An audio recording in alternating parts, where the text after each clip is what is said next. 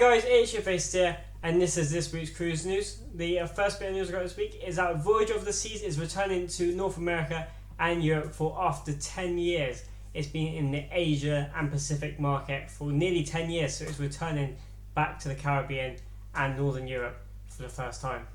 P&O Arcadia has set sail for the first time since the pandemic, and it's on a 60-night cruise down to the Canary Islands, which is very nice. So that is good for P&O Cruises. With Arcadia going back into service, that means P&O Cruises can now celebrate they have all their vessels back sailing since the pandemic. All of their 6 vessels are now sailing the ocean, which is really good to see a company back to full capacity sailing all over the world, and it's good for people to go and enjoy them. Last week I didn't show you any of my memorabilia as I was on the cruise ship, so this week I thought, as I was on the maiden voyage last week, I'll show you what they give you on the maiden voyage. I'm not going to use Virgin Voyages as an example because to me that was very poor. But I did Harmony of the Seas. So Harmony of the Seas, I did the maiden voyage back in 2016, and they give you a very nice commemorative coin. It's in a nice little case I've kept this whole time. This is maiden voyage, May 29th. And then the other side says Harmony of the Seas. But that's not all, because Royal Caribbean give you a gift every single day. So when we first got on board, we had these flags that everybody waved off the top of the deck. If you're on that cruise, put in the comments below, everybody was waving these flags on the top deck. And it also gave you a Heineken bottle that says inaugural. It says inaugural season, but they gave it out on all the on the inaugural cruise. It was very annoying. They had one of these, a Heineken bottle, on Grandiosa, but was it Grandiosa? Yeah, and they wouldn't give it to me. I was like, I will pay double if you just give me the glass and I'll keep it, but they wouldn't give it to me. They also, if you ever been on Royal Caribbean, they love their soda bottles, the things that they give out, and obviously when they bring out a new ship, they bring out special ones. But the year before pandemic, it was their 50th anniversary, so I've got one of those over there. This one was about the Ultimate Abyss, because obviously the Ultimate Abyss debuted on Harmony of the Seas, so it was a massive thing. So it's an Ultimate Abyss, and it's like a nice cool pattern. And it's just a normal bog standard one. I also had this one, Harmony of the Seas inaugural season, and it's a carousel that's on board. Obviously every Oasis cruise ship has a carousel. I also got a coffee mug somewhere, but I couldn't find it for the video. And then they gave you the certificate saying that you've been on the cruise. They gave it in this nice folder with the picture of the ship, and that's a bit screwy with. So it has a picture on this of just everything that's on the ship, and they had to use renderings, hence because the ship was new, and like they didn't have pictures. Like they could just use pictures for Symphony when it came out for Harmony. They didn't have any pictures. And then it was the maiden voyage, Harmony of the Seas maiden voyage certificate to commemorate the maiden voyage of Harmony of the Seas from Southampton to Barcelona, May 29th to June 5th, 2016. But thank you for being part of this special voyage.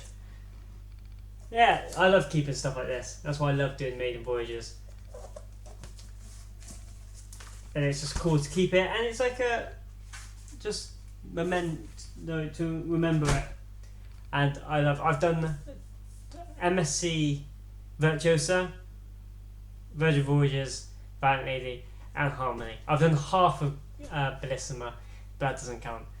The Bellissima one was Southampton to Genoa, and I got on in Barcelona the last 2 days, but I didn't get any gifts because it technically wasn't the maiden voyage, but I did half of it. But yeah, this was the interesting thing I got today, and I thought it was a cool thing to show. P&O Australia are ready to start domestic cruising.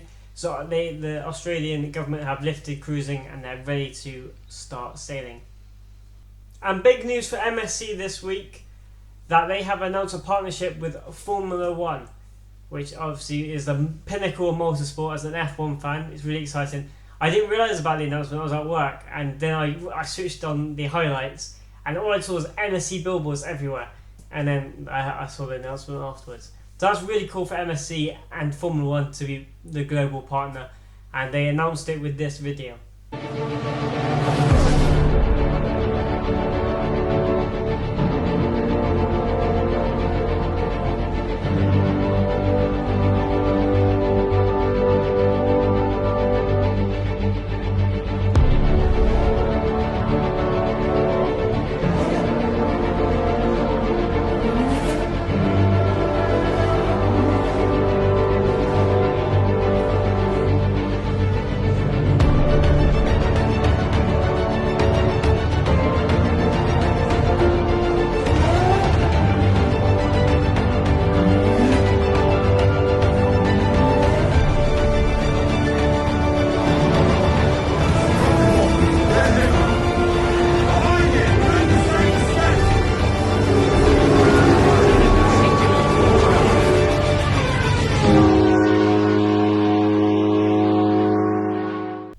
was cool this evening as well that someone sent me that there was actually MSC Blismers off the coast watching the F1. Not, you couldn't probably see anything from the ship, but I don't know if MSC was doing that. They were sending people to, like, they were stopping there to see the race. Because that's cool if MSC can actually link with F1, which they are. But I mean, if they can actually do like race, like cruise weekends that go to the races, hence like Monaco. Everyone wants to go to Monaco. I know it's probably stupidly expensive, like F1 is, but they could work it like if it was in Jeddah, Saudi Arabia. It could dock and get everyone off for a weekend. Everyone sees it, and they just use that as a hotel. That is something MSC could think of. You never know; they might come out as it's a multi-year deal, so it might develop over the next few years, which is really cool for MSC and as an F1 fan. That is all the news I've got this week. Thank you so much for watching. If you like what you see, please press the like button and subscribe to our channel. It really does help me out. It's been Shipbased here. Thank you for watching, and I will see you guys in the next video.